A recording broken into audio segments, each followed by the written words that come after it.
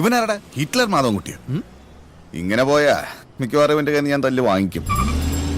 നീ ആ പെൺകുട്ടികളെ കണ്ടില്ലേ? അവനും അവരും ഒരേ അച്ചിൽ വാർത്തെടുത്ത പോലെയല്ലേ ഇരിക്കുന്നത്? അവന്റെ അതേ കണ്ണുകൾ, അവന്റെ അതേ മൂക്കുകൾ. വേറൊന്നും അവനെ പോലെ ആകാതിരുന്നാ മതിയായിരുന്നു.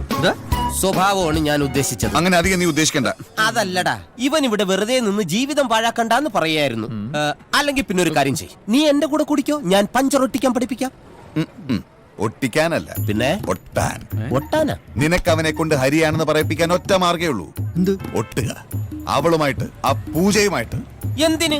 ഒട്ടുപാല് ചവിട്ടി വലിക്കുന്ന പോലെ മല്ലു ഇവനെ ചവിട്ടി വലിക്കുന്നത് കാണാനോ? അല്ലെങ്കിൽ ഈ പ്രേമത്തിന്റെ കാര്യം ഈ പരീക്കുട്ടിക്ക് ചൊറിച്ചില്ല. എടാ, അവളെ, ആ പൂജയെ നീ വളക്കണം. എന്നിട്ട് അവളുടെ മനസ്സിന്റെ താക്കോല് നീ നിന്റെ കൈവെള്ളയിൽ വാങ്ങണം. എന്തിനു? നീ പറയുന്ന പോലെ മല്ലുവിന്റെ ജീവിതത്തിൽ എന്തെങ്കിലും രഹസ്യം ഉണ്ടെങ്കിൽ